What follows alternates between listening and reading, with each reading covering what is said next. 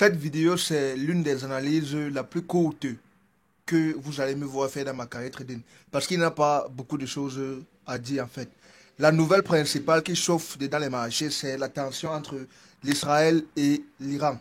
Et on sait tous que dans les marchés, quand il y a de la panique dans les marchés, quand il y a de la panique des guerres, attention, je ne suis pas en train de dire que on souhaite qu'il y ait de la guerre quelque part, non. Je dis juste que quand il y a des tensions, des trucs comme ça qui se passent, l'or c'est une devise refuge, donc ça a toujours tendance à prendre de la valeur dans la majorité du temps. Donc, il n'y a pas d'autre chose à analyser là sur l'or.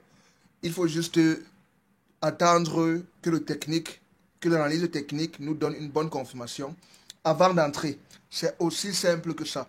Donc là, présentement, les marchés viennent d'ouvrir.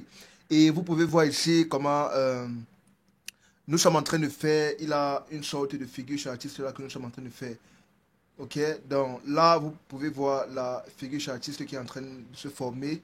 Et la tendance aussi du marché est très haussier.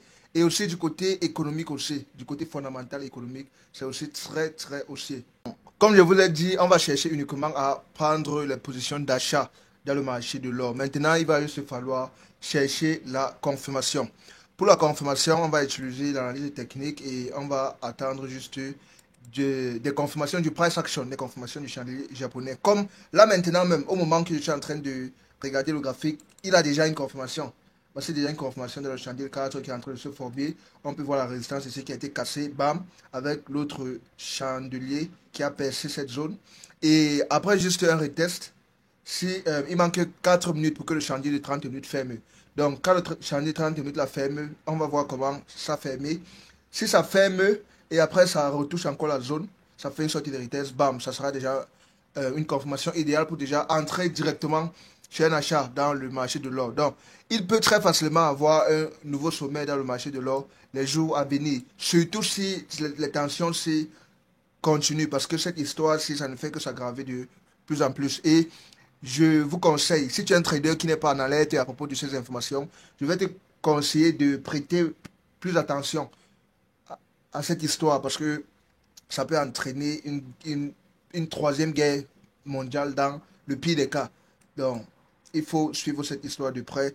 Voilà. Et en ce qui concerne les différents take profit, les take profit, on peut... bon, je pense que ça peut atteindre un sommet, quoi.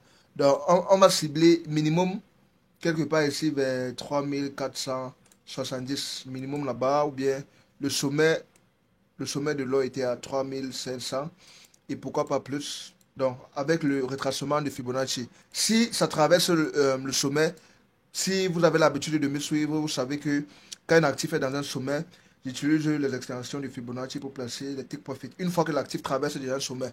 Parce que quand ça traverse le sommet, il n'y a plus des zones comme on peut regarder du côté gauche pour essayer de voir la résistance pour placer les take profit. Donc, on utilise les retracements les extensions de Fibonacci. Donc, si ça casse le sommet, on va cibler quelque part ici 3650 et 3775. Donc, voilà les zones des extensions de Fibonacci ici.